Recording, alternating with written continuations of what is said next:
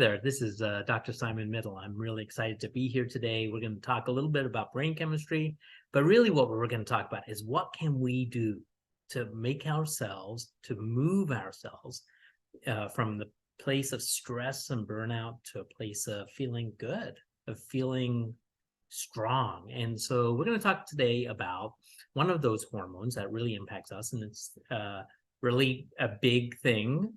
It's a stress hormone that most of you have heard of called cortisol, which is part of a system that starts in the brain, goes down to the adrenal glands, and then kind of moves back up again. It's what we call a feedback loop system, and that system actually has a lot of both negative and positive effects depending on where the balance is. So the first thing to remember is that there are three components. There's what's in the middle of the brain called the hypothalamus. And then what's a little bit higher than that is called the pituitary gland. And then our adrenal glands are glands that sit on top of our kidneys. And so that's what we call the hypothalamic pituitary adrenal axis. Again, even I can mess it up, right? Called the HPA axis. And it's a crucial system related to our stress response. So it is important to recognize that it leads to our perception of stress. And when we have that stress, the brain gets activated. The hypothalamus really is where everything starts. And when it gets activated, it releases a hormone called corticotropin releasing hormone, which then goes down into the pituitary gland and then releases this adrenocorticotropic hormone called ACTH, which is an important hormone that travels all the way to the adrenal glands and then releases cortisol. And when cortisol gets released, it is a physiologic response, and that makes us feel like we are super activated. We're ready to fight, flight, run. We're gonna do something with this, and it increases our metabolism. It impacts our immune response, and it also changes how energy is distributed in our body. So all of the blood flow changes, so that goes right to our muscles, main muscles in our arms, in our legs, and it really is a way that our body is really prepping on how we're going to manage this stress. And it's really a primitive reaction, if you will, that really starts from when we were hunted or hunting, and when we were trying to kind of survive. And so it's very much a survival instinct. And so there's some good things that happens in that. We do want to be ready for whatever's coming at us. But when that happens over and over again, and when we have these prolonged stress periods, and we have these ongoing high levels of cortisol, the system actually breaks down. The system actually gets used to high levels of cortisol, and when it gets used to high levels of cortisol, it actually disrupts the whole system. Now, why is that bad? It's bad because it weakens our immune system. It disrupts our normal metabolism, and it usually leads to an ongoing weight gain and other metabolic issues. In fact, there's some data that suggests that it even increases our risk of diabetes or impaired metabolism of blood sugars. It can impact thyroid functioning. It affects our sleep patterns, but it importantly can also increase our risk of anxiety and depression. And so we know that not only does it have a physical effect, but it also has a mental effect as well, psychological effect. And so when we don't manage that well, then it's a question of what's going to happen to us. What's our body? Our body's always on hyper alert. So again, from a physical standpoint, it's fast heart rate, your metabolism changes. It can lead to high blood pressure. It can lead to strokes, heart disease. Because it alters our immune system, it may increase the risk of certain types of cancer. We know it increases the risk of GI problems. It can cause a lot of irritation in our gut. And remember, our gut has its own nervous system, which is intimately connected with what's going on in the body as well.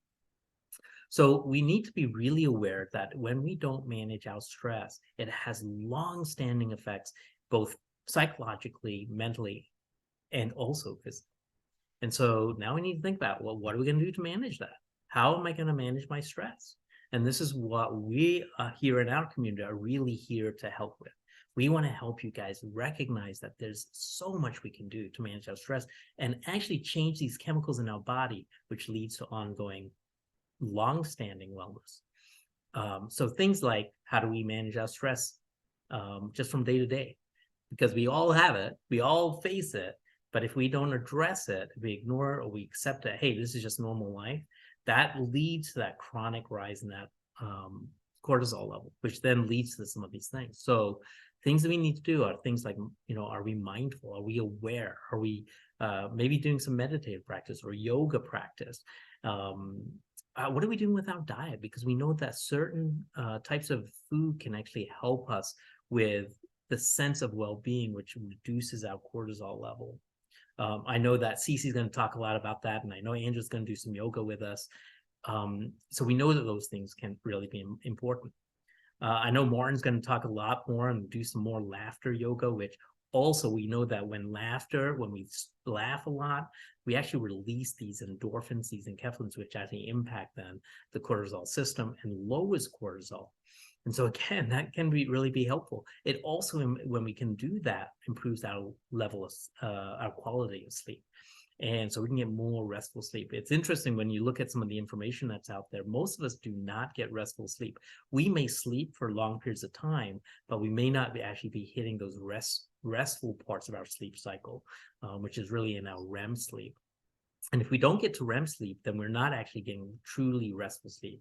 So we want to try and do that as much as we can. So things like exercise make a difference in that, how we view our stress, how we manage our stress, what we eat. Obviously, avoiding excessive stimulants like caffeine, even alcohol. Even though alcohol is more of a depressant, it disrupts our sleep. And other stimulants that we sometimes can use can also really disrupt us. And so we want to really think about how do we manage that. And if you're really facing a lot of chronic stress, I really want you to think about reaching out to Martin and I. We have a lot of help that we want to make sure we give people who really want to seek ways of reducing their sense of stress and how they can manage that more effectively. You have the ability to do that. And so that is how you can actually have an impact in a really important system. Now, obviously, this session isn't designed to make you experts in that system, but if you have questions, reach out to me. I have a section on our community specifically for Q&A. So please comment. Don't be afraid to ask questions. This is your space, and we want it to be the best space possible. So we're looking forward to hearing more from you, but I really want you to know that you have some impact that you can have on your own system. Well, that's all for now, but look for some more videos around different brain hormones and what you can do about it. You'll see some common themes, so I hope you'll jump into it and really ask yourself, what am I willing to do?